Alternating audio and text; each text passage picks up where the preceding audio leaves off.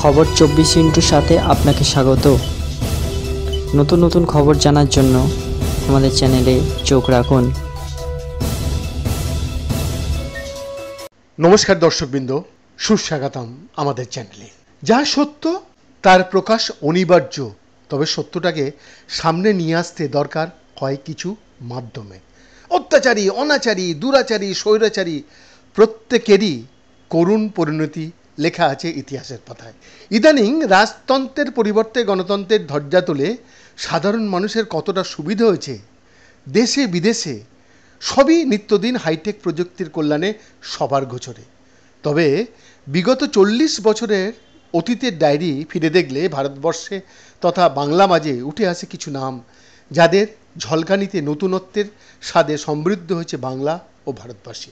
এই যে 2024 লোকসভা নির্বাচন ঘিরে বর্তমানে কেবল একজন মানুষকে সামনে রেখে যখন লড়াইয়ের ময়দানে দিল্লির ক্ষমতাসীন দল, তখন শতাব্দী প্রাচীন দলটির অবস্থা বিগত বছর দুয়েক ধরে লাইমলাইটে নিয়ে আসতে কম কিচ্ছু সাধন করেননি এক যুবা উচ্চশিক্ষিত নীল রক্তের অধিকারী হয়েও সারা ভারত চষে বেরিয়েছেন, যাতে 24 নির্বাচনে করা চ্যালেঞ্জের মুখে ফেলা যায় 10 বছরের ক্ষমতাসীন সরকারের দলকে। কিন্তু প্রথম দফা দ্বিতীয় দফা নির্বাচনের পরে সম্ভাব্য ফলাফলের ভবিষ্যৎবাণী কেবল তামিলনাড়ু এবং আংশিক কেরালা ছাড়া প্রায় প্রত্যেকেই বর্তমান দিল্লির ক্ষমতাসীন দলকে এগিয়ে রেখেছেন। আর ফাইনাল তো 4 জুন সবার সামনে চলে আসবেই হয়তো। আজ আমাদের এই বিশেষ প্রতিবেদন বাংলার রাজনীতির হাল হকিকত, সাথে অবশ্যই দুরন্ত গতিতে এগিয়ে চলা বর্তমান কেন্দ্রের ক্ষমতাসীন দলের প্রধানমন্ত্রীকে নিয়ে। রেজিমেন্টেড বামপন্থী দলের 34 বছরের বাংলা শাসন এবং তার প্রতিষ্ঠান বিরোধী ইস্যুগুলি নিয়ে এক অতি সাধারণ ঘরের মহিলার যে মরণপণ সংগ্রাম, বিশ্বাস করতে গিয়ে কেমন ভ্যাবাচাকা লেগে যায়।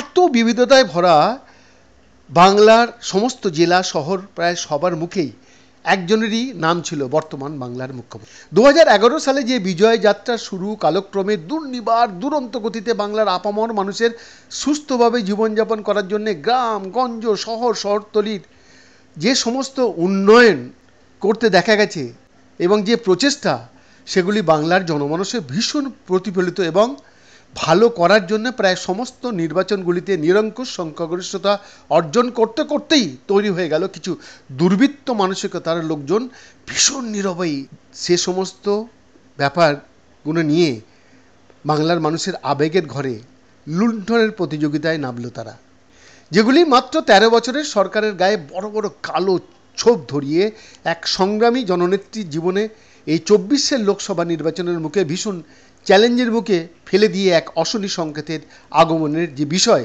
সেই বিষয়ে আমাদের দর্শকদের কিছু কথা শেয়ার করার প্রয়াস। বিশ্বাস করুন, যে সমস্ত ওনার দলের গ্রাম গঞ্জ শহরতলির কর্মীবৃন্দদের যে প্রয়াস, সেগুলি কেন উনি মান্যতা না দিয়ে গ্ল্যামার জগতের মানুষজনদের তাদের ওপর চাপিয়ে দিলেন, সেটা সত্যিই একদম মনে মনে মেনে নিতে পারেননি সাধারণ ডেডিকেটেড কর্মীবৃন্দদের দল। সাথে অবশ্যই দুর্নীতির যেসব কারখানা খুলেছিলেন কিছু ধান্দাবাজ নেতা নেত্রীরা, সেগুলোর সঠিক জবাব সাধারণ মানুষের কাছে দিতে অপারগ হয়ে পড়েছে তারই সমস্ত ডেডিকেটেড কর্মীবৃন্দরা। ফল, রাজনীতিতে যে ইতিহাস সৃষ্টি করতে পেরেছিলেন উনি, এক অতি সাধারণ ঘরের লড়াকু মহিলা, সেটিই বর্তমানে প্রশ্নচিহ্নের মুখে। এ ব্যাপারে বর্তমান কেন্দ্রে ক্ষমতাসীন দলও পিছিয়ে নেই।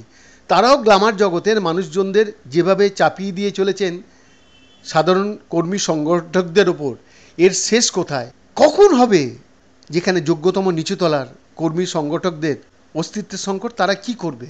হ্যাঁ, আগামী দিনে সংগঠনের হাল যদি এরই জন্যে বিগড়ে যায়, তখন কিন্তু একটিমাত্র মানুষের গ্যারেন্টির ভিত্তিতে বিবিধতায় ভরা ভারতবর্ষের হাল ধরে রাখাটা একদমই সম্ভব হবে না, জানে তাদের পেরেন্ট সংগঠন এবং দলের কিছু নেতৃত্ববৃন্দরা। এক ভয়ঙ্কর অস্তিত্ব সংকটের মাঝে চারিদিকে এত শত্রু বেষ্টিত ভারতবর্ষের আগামী দিনের রাজনৈতিক চালচিত্র কী হবে, সেই ভেবেই শঙ্কিত রাজনৈতিক বিশ্লেষকরা। তবে এবার বিভেদের রাজনীতি যদি ভারতবর্ষের মাঝে জোর দিয়ে মাথা চাড়া দিয়ে ওঠে, দেখবেন কি হামাস ইসরায়েলের লড়াই তার থেকে শতগুণ মানুষের মৃত্যু মিছিল নীরবে ঘটানোর প্রতিজ্ঞাসূচিতে। এখনও সময় আছে, সেটা হলো ভালো ভালো মানুষজনদের আরও বেশি করে রাজনীতির ময়দানে নেবে স্ব রাজ্য তথা কেন্দ্র সরকারের গঠনমূলক সমালোচনা, যার ভিত্তিতেই কিন্তু আগামী দিনে ভারতবর্ষ এবং আপামর মানুষ সুরক্ষিত থাকতে পারবেন। বাকিটা যুগ বিবর্তনের সাথে সাথে ভারতবর্ষের রাজনীতির দিক নির্দেশ কী হয় সেটাই এক ভয়ানক ধাঁধাই ভরা প্রশ্নচিহ্নের মুখে। Bureau report.